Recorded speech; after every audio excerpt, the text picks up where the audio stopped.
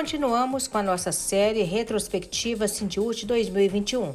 As principais lutas que moveram os trabalhadores e trabalhadoras em educação de Minas Gerais.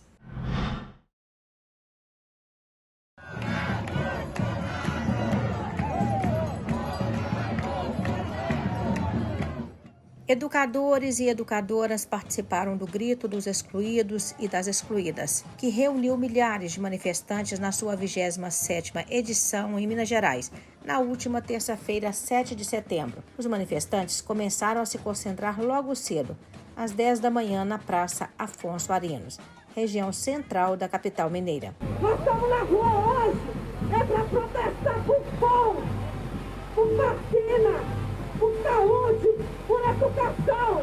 Da Praça Afonso Arinos, onde a concentração teve início, os manifestantes desceram até a Praça 7 e de lá seguiram para a Praça da Estação, onde o 7 de setembro, o Grito dos Excluídos, na sua 27ª edição, foi encerrado. No último dia 6 de setembro, o Sindiúte participou do lançamento do portal do Bicentenário na rádio UFMG Educativa, por meio de sua coordenadora estadual, a professora Denise Romano. O Sindiúte apoia essa iniciativa, que nasce com o propósito de debater sobre a luta histórica em defesa da educação pública de qualidade social, inclusão digital, da vida da população e no momento de insegurança sanitária na rede estadual de educação. Parabéns ao portal do Bicentenário, porque independência se conquista cada dia e todos os dias. Importante ferramenta para a construção da emancipação da classe trabalhadora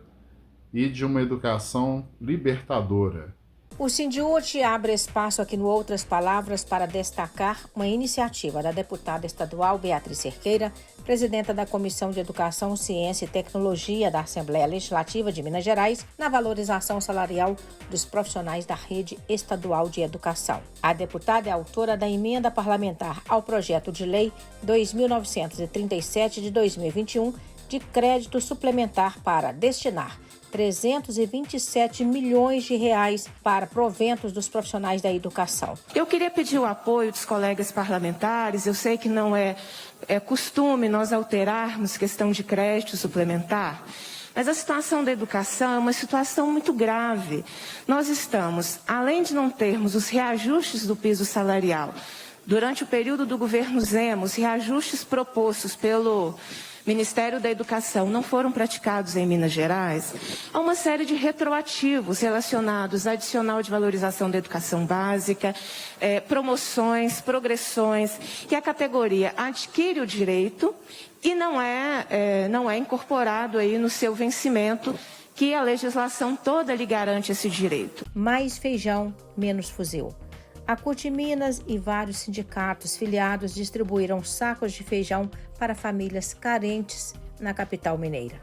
Com isso, a central fez um contraponto a Jair Bolsonaro, que zombou do povo brasileiro, chamando de idiota quem compra feijão no lugar de fuzil. Com o valor de uma arma dessas, que custa em média R$15 mil, a Central Única dos Trabalhadores comprou mais de 2 toneladas de feijão e distribuiu a milhares de famílias que estão passando necessidades em Belo Horizonte. E agora, nesta live, que foi realizada pela Adueng e a Adunimontes, com a participação do Sindiúte, nós vamos acompanhar um debate sobre o projeto Mãos Dadas, PEC 32 e as universidades estaduais de Minas Gerais. O que é o projeto Mãos Dadas? O governo do estado, em março desse ano, lançou esse projeto, que é a entrega, lendo atentamente o que o governo deu publicidade, porque não foi muita coisa a respeito dos detalhes do projeto, lá no seu lançamento em abril, entrega do ensino fundamental do 1º ao 5º ano para os municípios. Rumo à CONAP 2022, Conferência Nacional Popular de Educação. Nós vamos acompanhar agora trechos da Conferência Livre Educação Pública no Brasil e em Minas Gerais, que aconteceu no último dia 9 de setembro. Neste evento, tivemos a participação da coordenadora-geral do Sindiúte, Denise Romano. Aqui em Minas Gerais, o que nós temos enfrentado no governo Romeu Zema, desde sua origem, desde seu início, são ataques sistemáticos à educação. Primeira ação do governo Zema já no seu início, foi a suspensão, o cancelamento de um programa de escola de tempo integral e logo em seguida um processo de fusão de turmas e de redução do número de vagas dos profissionais. Os trabalhadores, os estudantes que muitas vezes não têm acesso à educação, inclusive aqueles estudantes que muitas vezes não tiveram acesso à educação quando eram crianças e adolescentes, né? Então, cada dia vendo que as oportunidades se reduzem, escapando mais das suas mãos. São situações, na compreensão nossa do TPENG, que necessitam de ações imediatas por parte do Estado brasileiro. Servidores e servidoras fizeram pressão em Brasília contra a PEC 32 da reforma administrativa no último dia 15 de setembro. E em Belo Horizonte, a CUT Minas e o Sindiúti fizeram um bandeiraço no viaduto Santa Teresa, na região central de Belo Horizonte, para dizer que o funcionalismo público não aceita essa proposta de emenda à Constituição. Estamos no viaduto Santa Teresa, colocando nossas faixas de um lado e de outro, para que toda a população possa ver e se posicionar contrária à PEC 32, que acaba com o serviço público no Brasil. E um aviso aí aos deputados federais de Minas.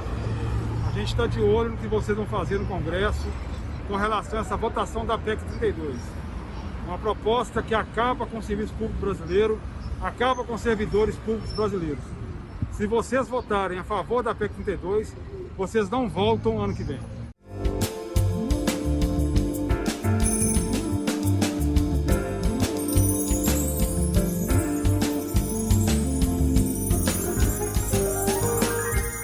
Estamos em tempos de celebrar o centenário de Paulo Freire. Neste momento de ataques incessantes à educação pública, o Sindiúti Minas Gerais reforça que enaltecer a obra e o legado do educador pernambucano, filósofo e patrono da educação brasileira é resistir e lutar em defesa do pensamento crítico, da gestão democrática e da liberdade de cátedra nas escolas. Celebrar o centenário do Paulo Freire é, antes de tudo, a cuidar da nossa memória coletiva, de modo que os opressores não a anulem, invisibilizem e invistam, né, na alienação, porque para esse capitalismo que está aí, aliás, qualquer capitalismo, né, persistir é preciso alienar os sujeitos, tirá-los da sua condição exatamente de sujeitos compreendendo a realidade. É por isso que Paulo Freire é tão atacado, né?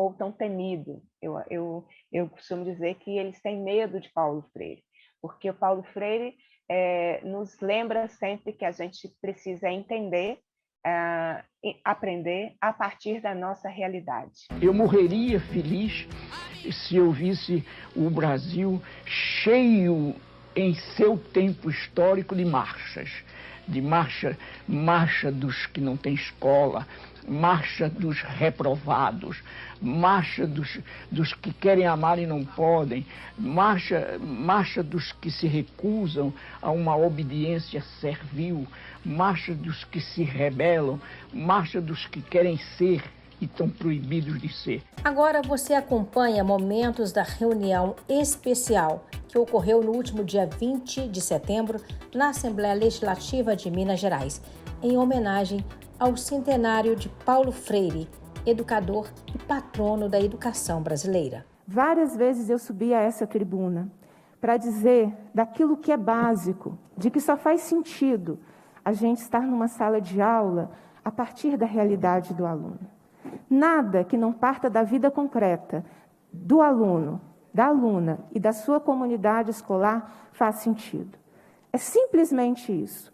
E como que isso hoje, Jairo, faz com que tanta gente tenha medo do simples fato, eu como professora alfabetizadora, assim como a Denise, professora alfabetizadora, entrarmos na sala de aula e não alfabetizarmos pela cartilha, porque eu nunca alfabetizei pela cartilha, alfabetizar pela realidade dessa criança e a partir dessa realidade e do processo de alfabetização ela vai compreendendo o seu lugar no mundo. É esse o medo que causa Paulo Freire. E como me disse uma aluna ao visitar a escola municipal Paulo Freire de Belo Horizonte, numa atividade da Comissão de Educação, questionada, ela disse: eu não gosto dessa escola, eu amo.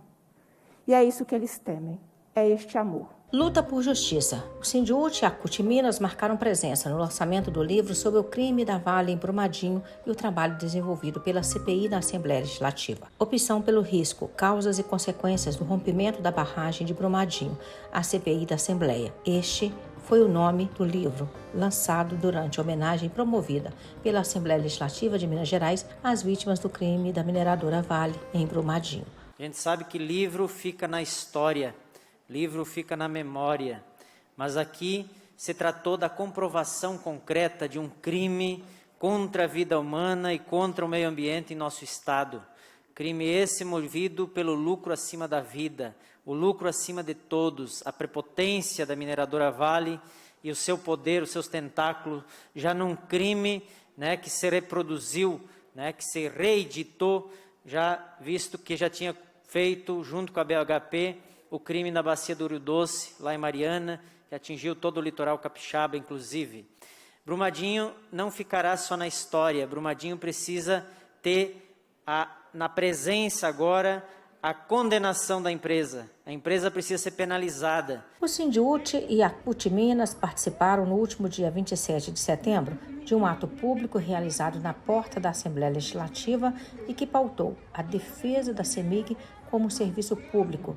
Esse evento também denunciou a gestão do governo do estado na direção da empresa. Também participaram deste ato lideranças sindicais e movimentos sociais, que saíram em manifestação da porta da Assembleia até a sede da CEMIG no bairro Santo Agostinho, em Belo Horizonte. Vale ressaltar que foi instaurada uma comissão parlamentar de inquérito, uma CPI, na Assembleia Legislativa para investigar irregularidades na direção da empresa. Até o momento, a CPI da CEMIG já identificou o fechamento de contrato bilionário sem a realização de licitação, aparelhamento político da empresa pública e o sucateamento para justificar a privatização da CEMIG. Na minha avaliação, deputado, se metade do que nós estamos investigando nessa CPI tivesse acontecido durante uma gestão do Partido dos Trabalhadores, já teríamos dezenas de pedidos de impeachment do governador do estado. Não é? Esse aparelhamento já estaria sendo debatido e